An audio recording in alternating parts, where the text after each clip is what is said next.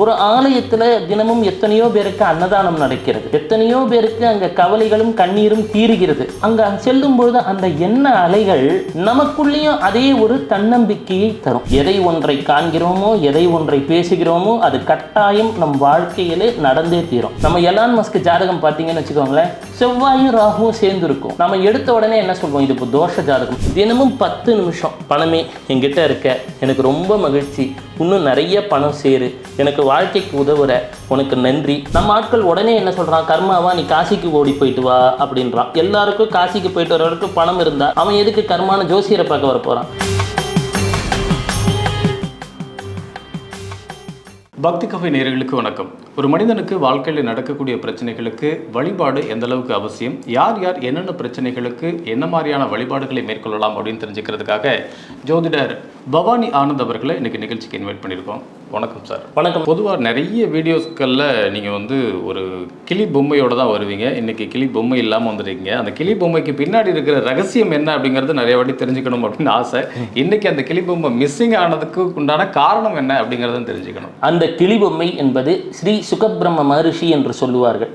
அவர் குபேரனுக்கு குரு அப்படின்வாங்க.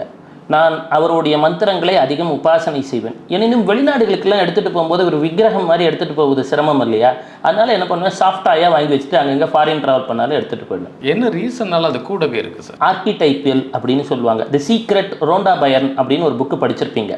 அவர் என்ன சொல்லுவார் அப்படின்னா, நமக்கு ஏதோ ஒரு பொருள் நம்பிக்கையை தரும் என்று சொல்லிவிட்டார். அது எந்த பொருளாக வேணா இருக்கலாம். ரோண்டா பயனுக்கு அவருக்கு ஒரு கல் அவருக்கு ஒரு நம்பிக்கையை தந்ததுன்னு, அந்த கல்லையோ அந்த பொம்மையையோ ஏதோ ஒரு வடிவத்தை எடுத்து வைத்துக்கொண்டு இது எனக்கு நன்மையை செய்யும்னு நம்ப துவங்கிட்டார். வாழ்க்கையில் கட்டாயம் அது நமக்கு ஒரு நம்பிக்கையை, ஒரு வாழ்க்கையில வெற்றியை தரும்ன்றது ரோண்டா பயன் கருத்து. அதே தான் என்னுடைய சிந்தனையும். ஏதோ ஒரு பொருள் எனக்கு ஒரு வெற்றியை தரும் அப்படின்னு நம்ம நம்ப துவங்கிட்டா அது நமக்கு ஒரு வெற்றியை, முன்னேற்றத்தை தரும். பர்டிகுலராக அந்த கிளி பொம்மைக்கு உண்டான காரணம் என்ன? கிளி பொம்மை அப்படின்னு சொன்னார், அது குபேரனது குரு ஸ்ரீ சுகபிரம்ம மகரிஷின்னு சொல்லுவாங்க. அது திருவோண நட்சத்திரத்திற்குரிய ஒரு குறியீடு அப்படின்னு சொல்லுவாங்க. எனக்கு மந்திரங்களை சொல்லி தந்தவர் குமார் குருஜி அப்படின்னுட்டு சென்னையில் இருந்தார். அவர் அந்த கிளியினை வழிபாடு செய்வார். எனவே அவரது நினைவாகவும் அந்த பொம்மையை வச்சிருக்கேன். ஒருவேளை இப்போ நீங்கள் இல்லாமல் மற்ற நபர்கள் யாராக இருந்தாலும் ஒரு கிளியை வைத்து வழிபடுறதோ, இல்லை கிளியோட படங்களை வைத்துக்கிறதோ, அல்லது வீட்டில் கிளி வளர்த்தாலோ இந்த மாதிரி ஒரு நல்ல பாசிட்டிவ் வைப் கிடைக்குமா? கிளியை வீட்டில் வளர்க்கக்கூடாது, ஏன்னா நான் சமண மத கருத்தை ஃபாலோ பண்ணுறேன். எனவே எந்த பறவையும் அடைத்து வளர்க்கக்கூடாதுன்றது என்னுடைய தனிப்பட்ட கருத்து. ஆனால் ஒரு கிளி பொம்மையை வைத்துக் கொள்ளலாம். ஒரு இயற்கை சார்ந்த படங்களை வைத்துக் கொள்ளும் பொழுது நம்மை தாண்டி பிரபஞ்சத்தில் சாதாரணமாக இருக்கக்கூடிய ஒரு கிளி கூட நம்மை விட ஒரு பெரிய இரையாற்றல் பெற்றிருக்கலாம் அப்படின்ற ஒரு பணிவை, ஒரு நினைவை நமக்குள்ள தந்துடும். நிறைய வழிபாடுகள் சொல்கிறீங்க, நிறைய பிரச்சனைகளுக்கு இந்தந்த வழிபாடு ரொம்ப அவசியம்னு சொல்கிறீங்க. அது மட்டும் இல்லாமல் சில மந்திரங்களும் சொல்கிறீங்க. இந்த மந்திரங்களை வச்சுறீங்க, உங்களோட லைஃப்பில் நடக்கிற இந்தந்த பர்டிகுலரான பிரச்சனைகளுக்கு இந்த மந்திரங்கள் சொல்லும்போது அந்த பிரச்சனைகள் உங்களை விட்டு நீங்கும் அப்படின்னு சொல்கிறீங்க. ஓகே, மந்திரங்கள் உச்சரிக்கிறோம், கோவில் குளங்களுக்கு போகிறோம், இது எப்படி ஒர்க் ஆகுது அப்படிங்கிறதான் நிறைய பேரோட கேள்வியாக இருக்குது. கோயிலுக்கு போகிறோம் சார், ஆனால் இந்த பிரச்சனை எப்படி தீர்க்கப்படுது? நான் கோயிலுக்கு போகிறதுனால அந்த பிரச்சனை எப்படி தீர்க்கப்படுது? அதாவது சித்தர்களை பொறுத்த மட்டில் கடந்த காலம், நிகழ்காலம், எதிர்காலம் ஒரே சமநோக்கில் நிகழ்கிறதுன்றான். அதாவது இதை குவாண்டம் ஃபிசிக்ஸ், குவாண்டம் விஞ்ஞானம்ன்றோம். அந்த கோயில் அப்படின்னு சொல்லக்கூடிய இடங்களில் ஒரு காலகட்டத்தில் நம்மை தாண்டிய ஒரு நினைவாற்றலோ அல்லது ஒரு அற்புதங்கள் சக்தி என்று நாம் கருதக்கூடியவற்றை பெற்றிருந்த சித்தர்கள் வசித்த இடம். சொல்லணும் அப்படின்னா எந்த ஒரு கோயிலுமே ஒரு சித்தருடன் பழங்காலத்தில் தொடர்பு பெற்றிருக்கும். அவங்க ஒரு குறிப்பிட்ட வாக்கியத்தை, உதாரணமாக சொல்கிறேனே, நற்பவி நற்பவி நற்பவின்றான், நல்லது நடக்கட்டும் நல்லது நடக்கட்டும் நல்லது நடக்கட்டும். இந்த வாக்கியம் பல கோடி தடவை அங்கே சொல்லியிருந்திருப்பார்கள். அப்போ அதோடைய அதிர்வு நிலை என்ன நிலை அங்கே இருக்கும். சில இடங்களுக்கு நாம் செல்கிறோம், அங்கே ஏதோ ஒரு துக்ககரமான ஒரு செய்தி நடந்திருக்கும் போது அந்த அழுத்தத்தை நம்மளால உணர முடியும். அந்த இடத்துல நம்ம போகும்பொழுது, உதாரணமாக சொல்கிறேனே, ஒரு விபத்து நடந்த இடத்துக்கு செல்றோம், அங்கே எத்தனையோ பேர் துன்பப்பட்டிருப்பாங்க. அந்த உணர்வு நிலை ஒரு அழுத்தத்தை நம்ம மனசுக்குள்ள தந்துருது. நம்மளால 2-3 நாள் தூங்க முடியறதில்ல. ஒரு ஆலயத்துல தினமும் எத்தனையோ பேருக்கு அன்னதானம் நடக்கிறது, எத்தனையோ பேருக்கு அங்க கவலைகளும் கண்ணீரும் தீருகிறது. அப்போ அங்க செல்லும் பொழுது அந்த எண்ண அலைகள் நமக்குள்ளேயும் அதே ஒரு தன்னம்பிக்கையை தரும். அப்புறம் இந்த மந்திரங்களை பற்றி கேட்டீங்க. அதே கோயிலில் தான் நிறைய பேர் தங்களோட கஷ்டங்களை தான் அந்த இடத்துல நின்று புலம்புறாங்க. அப்படிங்கிறப்ப அந்த ஒரு நெகட்டிவ் வைப்ஸும் அதுக்குள்ளே தானே இருக்குது. அந்த கஷ்டங்கள் தீர பெற்றவர்கள் சந்தோஷத்தையும் அங்கதானே வந்து சொல்றாங்க. ஏன் இந்த ஆலயங்கள் சென்று கொண்டிருக்கின்றன அப்படின்னு சொன்னால், லயம் அப்படின்னா ஒவ்வொரு மனிதனுக்குள்ளேயும் உள்ளார்ந்த ஒரு ஓசை இருக்கு. ஓஷோ சொல்லுவார், ஓஷோதாரா அப்படின்னு ஒரு தியான முறை உண்டு. கண்களை காதையும் மூடிட்டு நமக்குள்ள கேட்டோம்னா ஒரு அமைதியான ஒரு ஓசை எழும்பி கொண்டிருக்கும். ஆலயங்களிலே அது போன்ற துறவிகள் பல காலங்களிலே தியானம் செய்து கொண்டிருப்பார்கள். மருத்துவமனையிலே தினமும் நோயாளிகள் வந்து கொண்டே இருக்கிறார்கள்.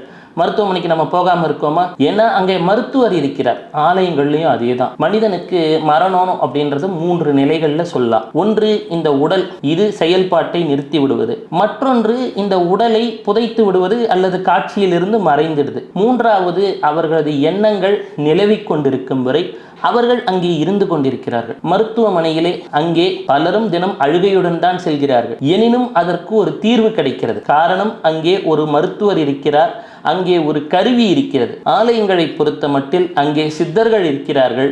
அந்த சித்தர்கள் வைத்துள்ள எந்திரங்கள் அங்கே இருக்கின்றன. அதனால தான் வெளியிலே நமக்கு அதே அதிர்வு அலைகளை உருவாக்க இயலவில்லை. இப்போ இந்த வேசி ரூம்குள்ளே வந்துட்டேன், நான் சாதாரணமாக இருந்தாலும் எனக்குள்ள அந்த ஒரு குளிமை வந்துடுது இல்லை. ரெஸ்பெக்டிவ் வெயிலாக இருந்தாலும் சரி, மழையாக இருந்தாலும் சரி, தட்பவெட்பத்திலிருந்து என்னை காப்பாற்றுது. அதுபோல தான் இந்த ஆலயங்கள்லாம். எனவே லயம் என்று சொன்னாலே அங்கே கோ இருக்கும் இல் அப்படின்னு சொல்லிடுறோம். எனவே நம் குறைகளை நீக்குவதற்கு ஏற்படுத்தப்பட்ட பழங்கால மருத்துவமனைகள் அப்படின்னு சொல்லலாம். ஒரு பிரச்சனைக்கு இந்த கடவுளை வழிபடுங்க சரியாயிடும் அப்படிங்கிறோம். கடவுள் நம்பிக்கை இருக்கிற நபர்கள் அந்த மாதிரியான கோயிலுக்கு போகிறாங்க. கடவுள் நம்பிக்கை இல்லாத நபர்களும் அந்த மாதிரி பர்டிகுலராக இப்போ அந்த மாதிரி கோயிலுக்கு போகிறப்ப இந்த பிரச்சனைகள் தீருமா?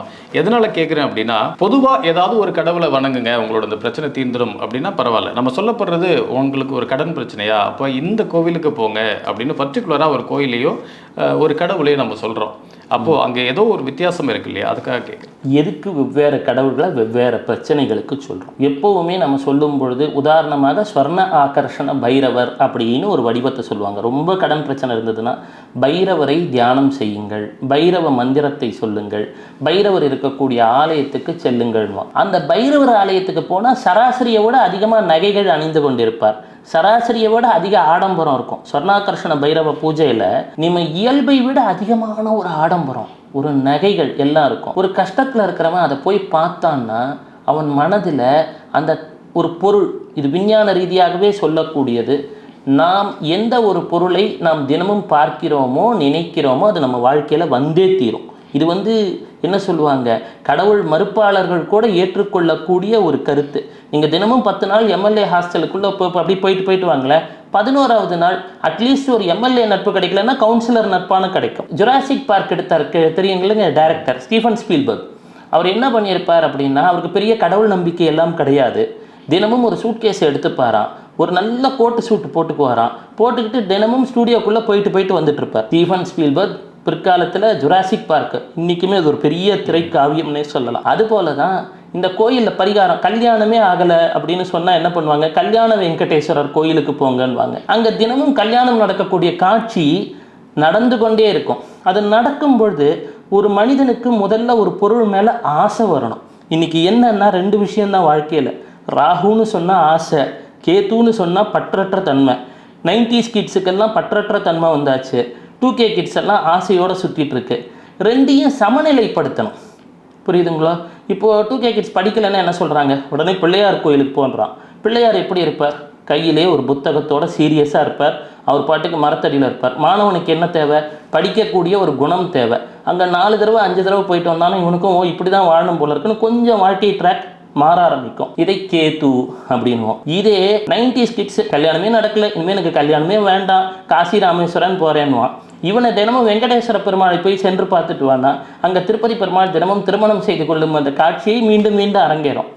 அதை பார்க்கும்போது வாழ்க்கையில் இது நடந்துரும் போது அந்த காட்சி இவன் வாழ்க்கையிலையும் நடக்க துவங்கும். எதை ஒன்றை காண்கிறோமோ, எதை ஒன்றை பேசுகிறோமோ அது கட்டாயம் நம் வாழ்க்கையிலே நடந்தே தீரும். ஒரு விதத்தில் இது விஞ்ஞானம் தான். மந்திரங்கள் அப்படின்றோம், ஒரு அஃபர்மேஷன், அவ்வளோதான், ஒரு பாசிட்டிவ் அஃபர்மேஷன்.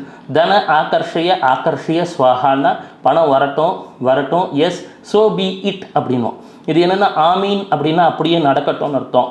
சோஹான்னு சீன மொழியில் சொன்னால் அதுவும் அப்படியே நடக்கட்டும்னு அர்த்தம். ஸ்வாஹான்னு சொன்னாலும் அதுவும் அப்படியே நடக்கட்டும்னு அர்த்தம். ஏமன்னு சொன்னாலும் அதுவும் அப்படியே நடக்கட்டும்னு அர்த்தம். மனிதனுக்கு முதலில் வாழ்க்கையிலே எல்லாம் நல்லது நடக்கும் அப்படின்ற வார்த்தையை முதல்ல சொல்ல பழக்கணும்.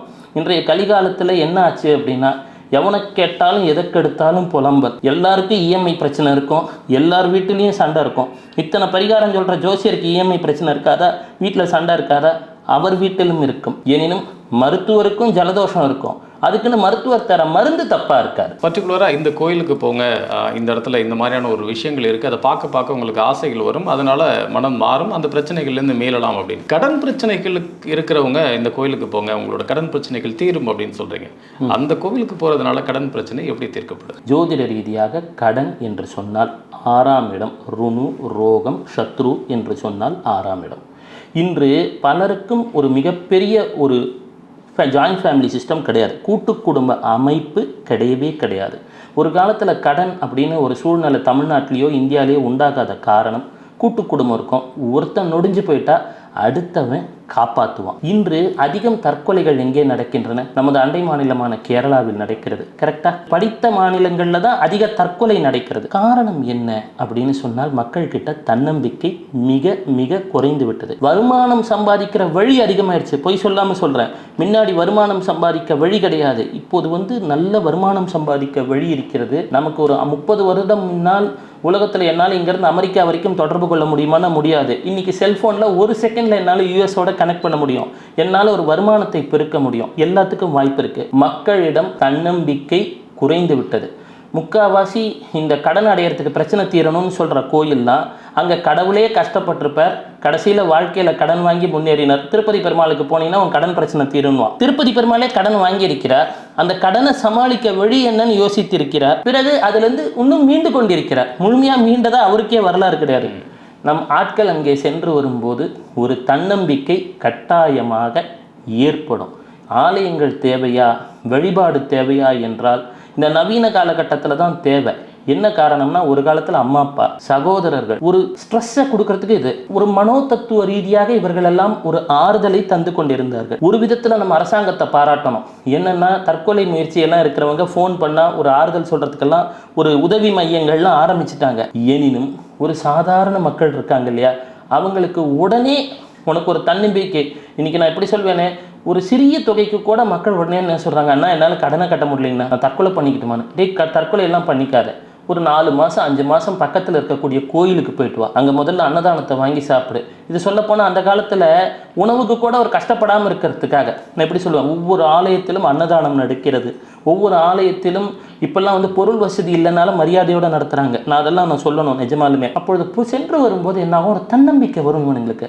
தன்னம்பிக்கை வந்துவிட்டால் எல்லாம் வந்துவிடும். என் குருநாதர் ஒன்று சொல்வார், ஒரு ஜாதகத்தில் எந்த லட்சுமியும் இல்லைன்னாலும் பரவாயில்ல, தைரிய லட்சுமின்ற தன்னம்பிக்கை வரணும். அந்த தன்னம்பிக்கை தானாக தன்னை நம்பி வந்தாலும் சரி, அல்லது ஒரு இறை வடிவத்தை ஒரு சுவாமியை நம்பி நான் வாழ்க்கையில் முன்னேறுவேன்னு நினச்சி முன்னேறினாலும் சரி, எப்படியோ முன்னேறிட்டான்னா போதும். நான் அதான் சொல்ல, மிகப்பெரிய கோடீஸ்வரர்கள் வரலாறுலாம் எடுத்து பாருங்களேன், யாரோட ஜாதகமும் சரி இருக்காது. மிகப்பெரிய கோடீஸ்வரர் அம்பானி ஜாதகத்தில் 6ஆம் இடத்துல அவ்வளவு கிரகம் இருக்கும். ஆனால் ஏன் வாழ்க்கையில் முன்னேறினார்? கடவுள் மேலே நம்பிக்கை, அவர் தான் உழைப்பு மேலே நம்பிக்கை, முயற்சி, முன்னேறிட்டார். நிறைய வெற்றியாளர்கள் ஜாதகம் பார்த்தா எக்கச்சக்க தோஷம் இருக்கும். நம்ம எலான் மஸ்க் ஜாதகம் பார்த்தீங்கன்னு வச்சுக்கோங்களேன், செவ்வாயும் ராகுவும் சேர்ந்து இருக்கும். நம்ம எடுத்த உடனே என்ன சொல்வோம், இது இப்போ தோஷ ஜாதகம். எலான் மஸ்க்குன்ற பேரை தூக்கிட்டா அந்த ஜாதகத்தை எந்த ஜோசியர் பார்த்தாலும் உடனே சொல்லக்கூடியது, இந்த பையன் உருப்பிட்டு இருக்க மாட்டாங்கன்னு தான் சொல்லுவாங்க. ஆனால் எலான் மஸ்க் அளவுக்கு நாம சம்பாதிக்கிறோமா? கிடையாது. காரணம் தன்னம்பிக்கை. இதே மார்க் ஜக்கர்பர்க் ஜாதகம் மோசமான ஜாதகம், பிராங்க் அடுத்தா ஸ்டீவ் ஜாப்ஸ் ஜாதகம் மோசமான ஜாதகம்.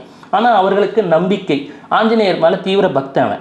மார்க் ஜக்கர்பர்க்கும் நம்ம ஸ்டீவ் ஜாப்ஸும் இங்கே நீம் கரோலி பாபான்னு இருக்கார் இல்லையா, கெஞ்சி அடிக்கடி சென்று வந்தார்கள். அவர்கள் வாழ்க்கை வரலாறுலேயே எழுதியிருப்பார்கள். வாழ்க்கையில் ஏதோ ஒரு பிடிப்பு இருந்ததுன்னா ஜெயிச்சிடலாம். அந்த பிடிப்பு எது மேலே இருக்கலாம்? ஒரு இறை வடிவத்து மேலே. ஜாதகத்தில் லக்னம் அப்படின்னு ஒன்று சொல்லுவோம். லக்னா அப்படின்னா ஹிந்தியில் பிடிப்புன்னு அர்த்தம். ஒரு மனிதனுக்கு பிடிப்பு வேண்டும். ஒன்று, தான் மேலேயே ஒரு பிடிப்பு இருந்ததுன்னா முன்னேறிடுவான். தன் மேலே ஒரு பிடிப்பு உண்டாக்குறதுக்கு இப்போ ஒரு ஜாயிண்ட் ஃபேமிலி கூட்டு குடும்ப அமைப்பு கிடையாது. ஒரு காலத்தில் எல்லார்ட்டையும் ஜாதகம் இருந்ததா? கிடையாது. இப்போ தான் ஜாதகம் அதிகம் பார்க்குற வழக்கம். ஒரு காலத்தில் ஒரு 30 வருஷம் 40 வருஷம் முன்னாடி திருமணத்துக்கே அதிகம் ஜாதகம் பார்க்க மாட்டாங்க. ஒரு குடும்பத்தில் பேசினாங்கன்னா மாமா மச்சான் அதை பண்ணிடுவாங்க. டிவோர்ஸ் இருந்ததா? கிடையவே கிடையாது. விவாகரத்துன்றது ஏதோ அத்திப்பூத்தா மாதிரி இருக்கும். இப்போ இத்தனை ஜாதக பொருத்தம் பார்க்குறாங்கல்ல, தடிக்கு விழுந்தால் விவாகரத்து வந்துடுது இல்லை. 5ல் 3 கல்யாணம் ஃபெயில்ன்றான். 5 பேருமே கல்யாணத்துக்கு நல்ல நாள் தானே பார்த்துருப்பான். என்ன காரணம் அப்படின்னா வாழ்க்கை முறை மாறிவிட்டது. இந்த வாழ்க்கை முறை மாறியதால் தான் இத்தனை பிரச்சனையும். இதை சீர்படுத்த நேர்படுத்த ஒரே வழி மீண்டும் இறை நம்பிக்கை மலர்வது. ஒரு மனிதனோட அதிகபட்சமான பிரச்சனை அப்படின்னா பொருளாதார பிரச்சனை தான். இன்னைக்கு அதில் சிக்கி தவிக்காத நபர்கள் யாருமே இல்லை அப்படின்னு சொல்லலாம். ஒரு ரொம்ப லோ கிளாஸ்லேருந்து ரொம்ப ஹை கிளாஸ் வரைக்குமே எல்லாருக்குமே ஒரு பொருளாதார பிரச்சனை ஒன்று இருக்குது. அதிகபட்சமாக இந்த ஜோதிடத்தையும் ஆன்மீகம் சைட்லேயும் வர்றவங்களோட தேவைகள் என்ன அப்படின்னா பண பொருளாதார பிரச்சனை தான். அப்போது ஒரு கடன் பிரச்சனையில் நான் சிக்கியிருக்கேன், எனக்கு என்ன இதிலேருந்து எப்படி விடுபடுறது அப்படிங்கிறதுக்காக எந்த கோவிலுக்கு போகலாம், எந்த கடவுளை வணங்கலாம், என்ன மந்திரங்களை உச்சரிக்கலாம் அப்படிங்கிறதுக்காக தான் முதல் விஷயம் என்னென்னா சோதித்து திடம் காண்பது ஜோதிடம்னு பேர். ஒரு ஜோதிடரோட முதல் கடமை என்ன அப்படின்னா வந்திருக்கிறவங்கள பயமுறுத்தக்கூடாது. பொதுவாகவே எல்லாருக்கும் எல்லா ஜாதகத்துலையும் எல்லா தோஷமும் இருக்கும். ஒரு காலத்தில் வெளிநாடு சென்றால் அது தோஷம், இன்று வெளிநாடு சென்றால் யோகம். ஒரு காலத்தில் சாமியாராக போனால் யோகம், இப்போ சாமியாராக போவேன்னு சொன்னால் எவனும் ஜோதிடருக்கு ஃபீஸ் தரமாட்டான். இதுதான் நிதர்சனம். ஒரு காலத்தில் கடன் வாங்கினா தோஷம்னா, இப்போ மெட்ராஸில் அப்பார்ட்மெண்ட் வாங்கணும்னா 2 கோடி தேவை, அதுக்கு கடன் கிடைக்குமானதான் என்கிட்ட ஜோசியம் கேட்குறான். அப்பொழுது வாழ்க்கையிலே தேவை தேடல் மாறிவிட்டது. அப்பொழுது பொதுவாக ஒரு விஷயம் என்ன அப்படின்னு பார்க்கணும். பாத்ரே பியோன்னு இட்டாலியிலேயே ஒரு துறவி இருந்தார். இதில் எல்லா மதங்களுமே மார்க்கங்களுமே மனிதனுக்கு நன்மை செய்வதற்காக வந்தவை தான். அதாவது அவர்கள் சொல்லக்கூடிய அல்டிமேட் கருத்து, நதிகள் பலவானாலும் கடல் ஒன்று தான். அப்போ எல்லாருமே மனிதர்கள் நல்லா இருக்கணுன்ட்டு தான் வெவ்வேறு காலகட்டத்தில். பொதுவாகவே பார்த்தீங்கன்னு வச்சுக்கோங்களேன், 3:30க்கு எழுந்து பிரார்த்தனை செய்ய வேண்டும் அப்படின்னு பாதிரி பியோ புனிதர் சொல்லியிருப்பார். 3:30 காலை அப்படின்றது நம்ம இயேசு கிறிஸ்து இருக்கிறார் அல்லவா, அவர் சிலுவையில் அறையப்பட்ட நேரம், அப்போது உயிர் தெழுந்தார்னா சொல்லியிருப்பார். ஒருவர் கிறிஸ்துவ மதத்திலே இருக்கிறார் என்று சொன்னார், விவிலியத்திலே யோபு அப்படின்னு ஒரு பகுதி வரும், ஜாப் அப்படின்னு ஒரு பகுதி வரும். அதை மனதார படிக்கணும். அந்த யோபு பட்ட கஷ்டத்தெல்லாம் பார்க்கும்போது நாமெல்லாம் ஒன்றும் கஷ்டப்படல, கடவுள் அவரை எவ்வளவோ நம்பியிருக்கார், நாம் நல்லா தான் இருக்கோம். அதை படிக்க படிக்க நானே பார்த்துருக்கேன். சனி தசையாக இருக்கும், சார் இந்த யோபு ஜாபை படிங்க சார் பைபிளில் அப்படின்னுவேன். சார் ஆமாம் சார் எனக்கு பிரச்சனை தீர்ந்துருச்சு சார் லைஃப்பில் அப்படின்வார். இஸ்லாமிய அன்பர்கள் காலையில் ஃபஜ்ர் அப்படின்னு ஒரு ப்ரேயர் பண்ணுவாங்க, 4:20 to 5:30. ஒவ்வொரு நேரத்திற்கும் காலத்தை நம்ம மதிக்காமல் விட்டுடுறோம். ஜோதிடத்தில் இதை காலப்பகை அப்படின்வோம். என்னென்னா காலமே நமக்கு பகையாயிடுது. ஏன்னா நாம் சிறிய படிக்க வேண்டிய வயதில் படிக்க மாட்டோம், அப்புறம் நாம் வேலை தேட வேண்டிய வயதிலே வேலையை தேட மாட்டோம், அப்புறம் திருமணத்திற்கு தேட வேண்டிய வயசில் இந்த பொண்ணு இப்படி இல்லை அந்த பொண்ணு இப்படி இல்லை, எனக்கு வந்தால் இங்கேருந்து வரணும்னு சொல்லுவாங்க. இதுலேயே வாழ்க்கையை ஓட்டிடுறோம். இதுக்கு பேர் காலப்பகை அப்படின்னு பேர். இந்த காலப்பகைனா நேரத்தை நம்ம வீணடித்து பழக்கிறோம். எனினும் இஸ்லாமிய அன்பர்கள்ட்ட நம்ம ஒன்று கற்றுக்கணும். காலையில் 4:20க்கு அந்த பாங்கு சத்தம் கேட்கும், 5:30 மணி வரைக்கும் மனசார ப்ரே பண்ணுவாங்க. இறைவனுக்கு நம்ம நன்றி சொல்லணும் அப்படின்னு சொல்லிட்டாலே கிராட்டிடியூட் இஸ் எ கிரேட் ஆட்டிடியூடுன்னுவான். நன்றி தெரிவித்தலே மிகப்பெரிய ஒரு விஷயம். நமக்கு இந்த மூச்சுக்காற்று நம்ம ஏதோ சிம்பிளாக கிடச்சிருதுன்னு நினைக்கிறோம். எல்லாருக்கும் அந்த மூச்சுக்காற்றுக்கு வெண்டிலேட்டரில் எத்தனை லட்சம் செலவு பண்ணுறான் எக்மோ மிஷினில். அதை பார்க்கும்போது தான் தெரியும், இறைவா எனக்கு இத்தனை நாள் நீ இவ்வளோ பெரிய நன்மையை பண்ணியிருக்கியே, இதையே நான் உணராமல் இருந்தேனேன்ட்டு. அப்பொழுது காலையிலே பிரம்ம முகூர்த்தத்திலே எழுந்திருக்க வேண்டிய பழக்கத்தை மெல்ல, எதுவுமே சொல்வார்கள் ரோம் ஒரு நாளில் கட்டப்படவில்லை அப்படின்வான். அதே போல் எந்த ஒரு நல்ல பழக்கத்தையும் ஒரே நாளில் கற்றுக்க முடியாது. இது பேர் சம்யமா அப்படின்னு பேர். அதே மாதிரி இன்னொரு பழக்கம் உண்டு, ஜியாரத்துன்னு முஸ்லீம்ஸில். நமக்கு முன்னாடி இருந்த இறைநேசர்கள் இருக்காங்க இல்லையா, அவங்களுடைய வரலாறெல்லாம் படிப்பாங்க. நல்லவற்றை படிக்கும்போது வாழ்க்கையிலே நல்லவை நிகழத்துவங்கும். இது ஒன்று. அதே போல் நம்ம இதில் சொல்லணும் அப்படின்னு சொன்னால், ரொம்ப வெளியூர் ட்ராவல் பண்ணணும் ஆலயங்களுக்குன்னு முயற்சி பண்ணாதீங்க. ஏன்னா அவங்ககிட்ட பொருளாதார வசதி இல்லாமல் நான் பாட்டுக்கு இன்னும் 10 கோயில் பேரை சொல்லி இந்த 10 கோயிலுக்கு போகிறதுக்கு கடனை வாங்கிட்டு போயிட்டு வரக்கூடாது. அது ஒரு முக்கியமான விஷயம். பெற்றோரை, தாய் தந்தையரை மதிக்கணும். இந்த காலத்தில் என்ன அப்படின்னா, இந்த உடம்பு அப்படின்றது ஒரு அற்புதமான ஒரு கருவி. நம் மூளையிலே உள்ள ஒரு நியூரானை போல ஒரு கணினியை தயாரிக்கிறதுக்கு இன்னி வரைக்கும் உலகத்தில் முடியாது. இந்த கருவியை தந்தவர்கள் நம் தாய் தந்தையர்கள். அந்த தாய் தந்தையரை இப்போ நம்ம எல்லாருமே திட்டுறோம். ஒரு காலையிலே நம் பெற்றோரின் பெயரை எழுதலாம். அம்மா அப்பா பேரை ஒரு 27 தடவை 108 தடவை எழுதலாம். ஜாதகத்திலே சூரியன் என்று சொன்னால் அது நம்ம அப்பாவை குறிக்கும், சந்திரன் என்று சொன்னால் அம்மாவை குறிக்கும். நம் தமிழ்நாட்டிலே வாழ்க்கையிலே சிறந்து விளங்கியவர்கள் அப்படின்னு சொன்னால் புரட்சித் தலைவர் எம்ஜிஆரை சொல்லலாம், ஐயா கலைஞரை சொல்லலாம். 2 பேருமே அவங்க அம்மாவை கடைசி வரைக்கும் மதிச்சாங்க. வாழ்க்கையில போற்றுதலுக்குரிய ஒரு இடத்துல இருக்காங்க. இன்னைக்கும் நம்ம நினைச்சு பார்க்கிறோம். அப்பொழுது வாழ்க்கையிலே பெற்றோரை மதிக்க பழகுங்க. அது ஒரு இது. அருகில் உள்ள ஆலயங்களுக்கு, உங்களுக்கு பிடித்த ஆலயங்களுக்கு செல்லுங்க. ஆலயத்தில் குப்பை போடாதீங்க. நீங்கள் போயிட்டு அதை ஒரு தோஷமாக பண்ணாதீங்க. ஆலயம் சென்றால் இந்த செல்ஃபி எடுக்கிறது அப்படின்னு ஒரு பழக்கம் வந்துருச்சு. ஆலயத்தில் செல்ஃபி எடுக்காதீங்க. ஆலயத்துக்குள்ளே சென்றால் பேசாதீர்கள். அங்கே மௌனமாக இருங்கள். ஒரு அரை மணி நேரமான மௌனமாக இருந்து பழகினாலே, ஒரு ஜாதகத்திலே 2ஆம் இடம் என்று சொல்லக்கூடியது தனஸ்தானம். 2ஆம் இடம்ன்றது வாய். நமக்கு நன்மையும் தீமையும் தரக்கூடியது இந்த வாய் தான். நல்லதை பேசினா நமக்கு நல்லதே தான் நடக்கும். முடிந்தவரை தீய சொற்கள் பேசுவதை தவிர்த்து விடுங்கள். வாழ்க்கையில் கட்டாயமாக பாருங்கள், பணம் எங்கே இருந்தாலும் வரும். இதை தவிர ஒரு எளிமையான பரிகாரம், நான் செய்யக்கூடிய பரிகாரம் என்னென்னா, பணம்னு ஒரு பொருள் இருக்குது. நம்ம என்ன தான் சொன்னாலும் இந்த கலர் காகிதத்தை தேடி தானே நம்ம எல்லாருமே போகிறோம். மாதம் தினமும் நம்ம இந்த பணம் நிமிஷத்துக்கு நிமிஷம் வந்தாலும் சந்தோஷம்தான். ஏன்னா நம்ம மகாலட்சுமின்னு ஒரு வடிவத்தை தரோம். இந்த மகாலட்சுமி எப்படி இருக்கா? பணமாக தான் இருக்கா. தினமும் 10 நிமிஷம், பணமே என்கிட்ட இருக்க, எனக்கு ரொம்ப மகிழ்ச்சி, இன்னும் நிறைய பணம் சேரு, எனக்கு வாழ்க்கைக்கு உதவுற, உனக்கு நன்றி, பணமே நிறைய சேரு, எனக்கு இதை தந்த இறைவனுக்கு நன்றின்னு அவங்களுக்கு என்னென்ன இறைவன் நம்பிக்கை இருக்கோ அதுபடி ஒரு 10 நிமிஷம் அதுக்கு ஒவ்வொரு பணமாக நன்றி சொல்லலாம். நம்ம பணத்தை முதல்ல பர்ஸில் கசக்கி வைக்கிறோம். அதில் ஏதோ ஒன்று ABCD I love you இருக்கிறோம். அப்புறம் பணம் சேரணும்னா எப்படி சேரும்? நமக்கு அந்த ரிசல்ட் முக்கியம். அந்த ரிசல்ட்டை நேசிக்க துவங்கினாலே அது நம்மக்கிட்ட வந்து இருக்க துவங்கிடும். கடன் பிரச்சனைகள் இருக்குது, அதனால் இந்த மாதிரியான வழிபாடுகள், இந்த மாதிரி மந்திரங்கள், இந்த மாதிரியான பரிகாரங்கள் நம்ம பண்ணலாம். கடன் பிரச்சனை வர்றதுக்கு காரணம் அப்படின்னாலே வேலை இல்லை அப்படிங்கிறது தான் பிரச்சனை. அதிகபட்சமான நபர்களுக்கு இன்றைக்கி படித்தவர்களுக்கு உண்டான அவர்களுக்கு ஏற்ற வேலைகள் கிடைக்கல அப்படிங்கிறது ஒரு பக்கம் இருந்தாலும், இன்னும் நிறைய நபர்களுக்கு வேலையே கிடைக்கல அப்படிங்கிறது இன்னொரு பிரச்சனை. ஸோ இந்த மாதிரி வேலையே கிடைக்கல அப்படிங்கிற நபர்களுக்கு என்ன மாதிரியான வழிபாடு அவசியம், என்ன மாதிரியான மந்திரங்கள் இருக்குது? வேலை அப்படின்னு சொன்னாலே மிக முக்கியமான விஷயம். முருகனுக்கு கையில் எவ்வாறு வேல் முக்கியமோ அதுபோல் இளைஞர்களுக்கு வேலை முக்கியம். இன்று இளைஞர்கள் ஒன்றை புரிந்து கொள்ள வேண்டும். என்ன அப்படின்னா, அரசாங்கம் 1% அரசாங்க வேலைகள் தர முடியும் இருக்கிறதுல படித்து வந்த இளைஞர்களுக்கு. எனினும் 99%ல் 2%மோ 3%மோ தான் தனியாரிலே வேலை கிடைக்கும். இந்தியாவிலேயே மிகப்பெரிய பணக்காரன் யாருன்னா அரசாங்க வேலை செய்கிறவனோ தனியார் கம்பெனியில் வேலை செய்பவனோ கிடையாது. தானே தனக்கு ஒரு வேலையை உருவாக்கிக்க முயற்சி பண்ணுறவன் மட்டும்தான் வாழ்க்கையிலே கோடீஸ்வரனாக மிக பெரும் செல்வந்தனாக மாற முடியும். அதற்கு முதலிலே ஒரு பேக்கப் பிளான், ஒரு கற்பனை இருக்கணும். 1.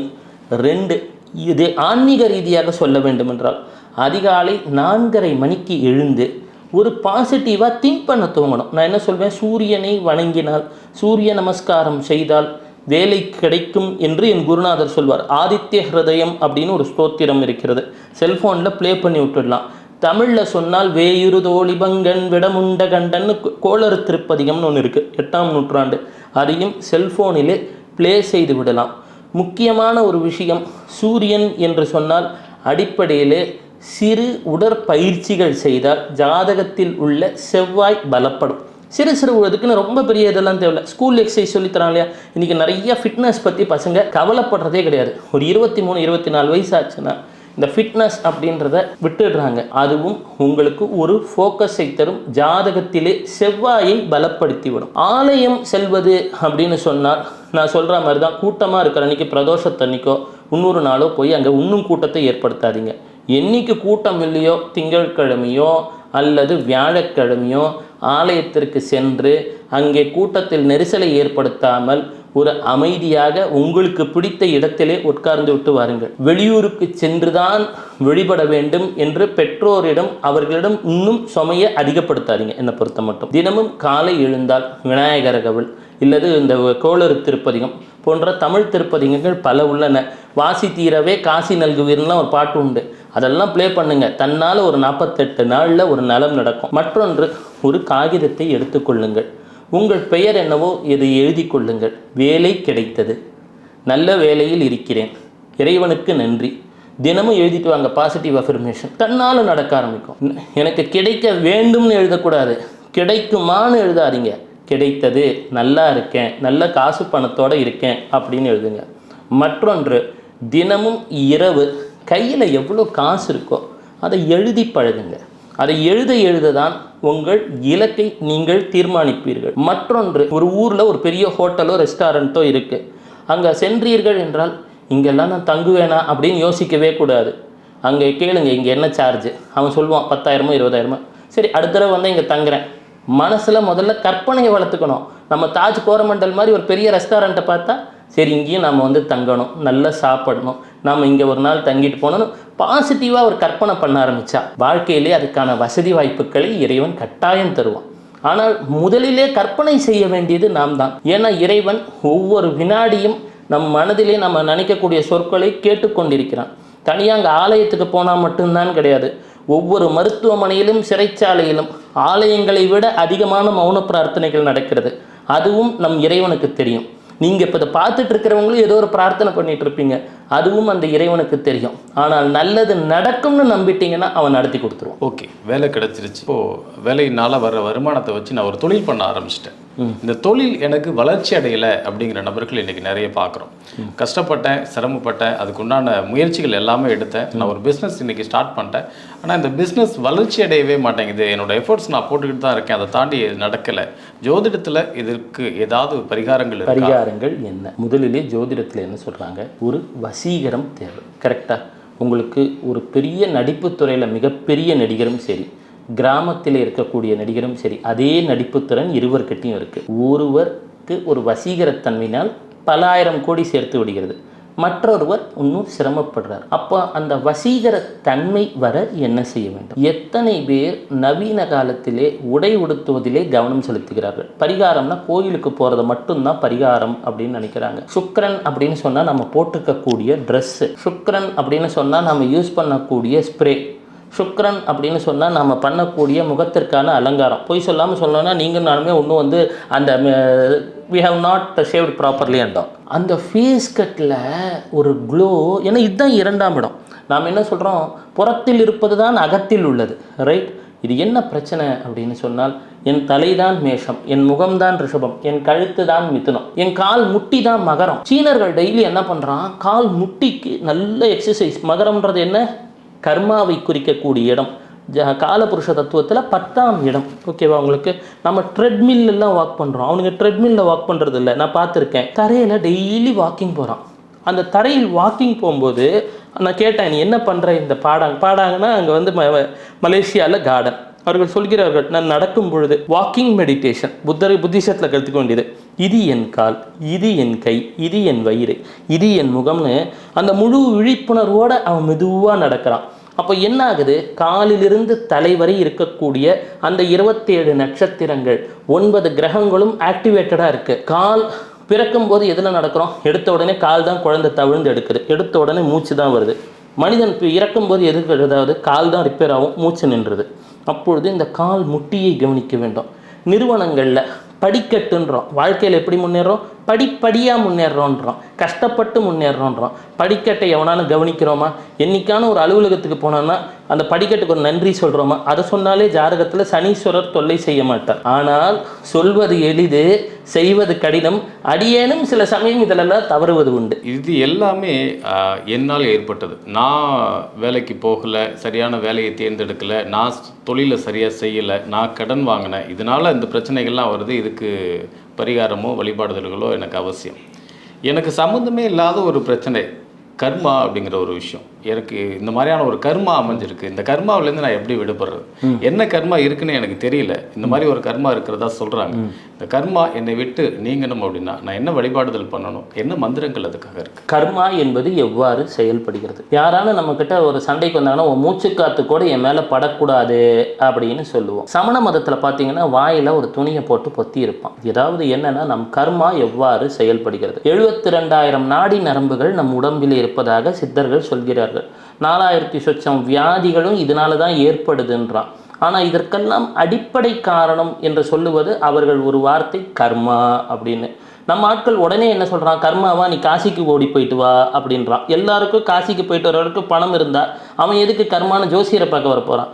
மாட்டான். நம் சுவாசம் என்று சொல்லக்கூடியது இது என்னன்னா, பழவினை தீர சுழுமுனை நாடு என்ற ஒரு வார்த்தை வரும். நம்ம வாழ்க்கையில் நாம் அறிந்தோ அறியாமலோ ஒவ்வொரு கணமும் ஒரு கர்மாவை செய்கிறேன். நான் உதாரணமாக நடந்து வரேன், வரும்போது என் காலடியில் பட்டு 4 எறும்பு செத்துருந்தா எனக்கு தெரியாது, அதுவும் தப்பு தானே. அப்போது இது நான்வெஜ் சாப்பிட்டா தான் கர்மா வரும், வெஜ்ஜு சாப்பிட்டா கர்மா வராதுன்றதெல்லாம் பொய். வெஜிடேரியன் தான் நான், இருந்தாலும் நான் வெஜிடேரியன் சாப்பிடும்போது செடி சாக தானே சாகுது, அதுக்கு ஒரு கர்மா உண்டு. இதுலேருந்து தீரணும் அப்படின்னு சொன்னால் இது எல்லாமே நம் எண்ணங்கள் வழியாக தான் இந்த கர்மா செயல்படுது. கரெக்டாக உங்களுக்கு இந்த எண்ணங்களை முதலிலே சமநிலைப்படுத்த பழக வேண்டும். இதற்கும் உணவு பழக்க வழக்கத்துக்கும் சம்பந்தம் கிடையாது. வழிபாட்டுக்கும் உணவு பழக்க வழக்கத்துக்கும் கூட சம்பந்தம் கிடையாது என்னை பொறுத்த மட்டும். என்ன அப்படின்னு சொன்னால், நம் கர்மா என்று சொல்லக்கூடிய இந்த கான்செப்டே நம் எண்ணங்கள் வழியாக செயல்படுகிறது. இந்த எண்ணத்தை திண்ணமாக மாற்றுவதற்கு தான் இந்த ஆலய வழிபாடுகள். இந்த ஆலயம் அப்படின்னு சொன்னால், லயம் அப்படின்னு சொன்னால் டு மர்ஜ் அப்படின்னு அர்த்தம். மியூசிக்கில் அப்படின்னு நீங்கள் உதாரணமாக ஆன்னு சொல்லி பாருங்களேன், உங்கள் மைண்டு அறிந்தோ அறியாமலோ உங்கள் மூலாதார சக்கரத்தில் போய் நிற்கும். இந்த உடல் என்பது 7 வித சக்கரங்களால் இயங்கக்கூடியது. இதில் என்ன அப்படின்னா, இந்த மூலாதார சக்கரம்ன்ற ரூட் சக்கரா மிக மிக முக்கியமானது. இதுதான் நாம் இயல்பான மனிதர்கள் என்று உணர வைப்பதற்கு காரணம். நம்ம மூளை என்று சொல்லக்கூடியதை செயல்படுத்த வைக்கக்கூடிய ஜிபிஎஸ் என்று சொல்லக்கூடியது நமது மூலாதார சக்கரம். இதுதான் சிலர்லாம் சொல்லியிருப்பாங்க, மூசா என்று 33 கதவை நாடுன்னெலாம் ஒரு பாட்டில் உண்டு, ஒரு சூஃபி பாட்டில். மூசா அப்படின்னா மூச்சின் சாரம். மூசா 33னா நம்ம முதுகெலும்பில் அந்த 32 ஜாயின்ட்ஸ் இருக்கு இல்லையா, அது வழியாக இயங்குது. இதை பாருங்க, இதையே குணங்குடி மஸ்தான் சாஹிப் பாடியிருப்பார். சூத்திர பாவை கயிறற்று போமுன் சூட்சும கயிற்றை பாரடா, அதி சூட்சும கயிற்றை பாரடா. பாத்திரம் ஏந்தி பலரிடம் நின்றாலும் சாத்திரம் வேதம் சதகோடி கற்றாலும் மாத்திரை நேரம் யமன் வரும்போது உதவாது உதவாது சுக்கானை பற்ற மறவாது என்றிருப்பார். சாத்திரம் வேதம் சதகோடி கற்றாலும் பாத்திரம் ஏந்தி பலரிடம் நின்றாலும் பாவனையால் மனம் உடல் தளர்ந்தாலும் இதெல்லாம் உதவாது. மெடிடேஷன் ஒன்று சொல்கிறோம் இல்லையா, அந்த மெடிடேஷன்னா பிராணாயாமமா இல்லைன்னா இந்த உடம்புல இருக்கிற சக்கராச கலரா தியானம் பண்ணுறதானா அதெல்லாம் உதவாது. ஏன்னா அது ஏதோ ஒரு இடத்துல போய் பிளாக் ஆகும். முதல் ப்ரொசீஜர் நம் மூச்சு காற்று கவனிக்க பழகணும். தினமும் கண்ணை மூடி ஒரு 10 நிமிஷம் இந்த சுவாசம் எங்கேருந்து வந்தது, இதை யார் தந்தா அப்படின்னு தெரியணும். ஏன்னா நம்மளுடைய டெத் அப்படின்றத ஃபிசிக்கல் டெத்தை 2 விஷயத்தில் சொல்கிறான். ஒன்று த ஸ்டாப்பிங், மூச்சுக்காற்று நின்று போகுதல், மற்றொன்று மூளையின் இயக்கம் செயல்பாடு நின்று போகுதல். இதுதான் விஞ்ஞான ரீதியான மரணம். இது எங்கேருந்து வருதுன்னு கண்டுபிடிக்கணும்னா முதல்ல இந்த மூச்சுக்காற்றை பார்த்து பழகணும். சரத்தை பார்த்தவன் பரத்தை பார்ப்பான். எவன் தன் மூச்சுக்காற்றின் சரத்தை பார்த்து விட்டானோ அவனுக்கு எல்லாம் தெரிய துவங்கிடும். அன்று முதல் அவன் கர்மா அவன் கட்டுக்குள் வந்துவிடும். அடுத்தவன் கர்மாவையும் அவன் தன் கட்டுக்குள் கொண்டு வர துவங்கி விடுவான். முதல் வேலையாக இதை செய்யணும். அது எங்கே செய்யணும்? ஏதோ ஒரு இடத்துல அமைதியான சூழலில் போய் உட்காந்துக்கணும். நல்ல இதுக்குன்னு பூஜை ரூம்லலாம் உட்காரணும்னு சொல்ல, உங்களுக்கு சோஃபா வசதியாக இருந்தால் சோஃபாலேயே உட்காந்துக்கோங்க. கண்ணை மூடிட்டு ஒரு 10 நிமிஷம் தினமும் உங்கள் மூச்சுக்காற்று எங்கேருந்து வருது, இது எங்கே செல்லுதுன்னு அதை பார்த்து பழகுங்கள். இதையே ஒரு 2-3 மாதம் செய்தீங்கன்னா பிரச்சனையில் ஒரு 75% குறைஞ்சிடும். பிரச்சனைகளுக்கு கோவிலுக்கு போகிறது தான் சரியான பிரதானமாக இருக்கும் அப்படின்னு நிறைய இடங்கள் சொல்லிட்டு இருக்கிறப்ப நீங்கள் வித்தியாசமான வழிமுறைகள் நிறைய சொல்லியிருக்கீங்க. இன்றைக்கி நிகழ்ச்சிக்கு கலந்த போய்க்கு மிக்க நன்றி. மிக்க நன்றி. மீண்டும் விரைவில் உங்கள் அனைவரையும் சந்திப்போம். மீண்டும் மற்றொரு நிகழ்ச்சியில் சந்திப்போம். வணக்கம். இந்த வீடியோ உங்களுக்கு பிடிச்சிருந்தா லைக் பண்ணுங்க, ஷேர் பண்ணுங்க, கமெண்ட் பண்ணுங்க. மறக்காம பெல் பட்டனை கிளிக் பண்ணிட்டு பக்தி கஃபே தமிழ் சேனலை சப்ஸ்கிரைப் பண்ணிடுங்க.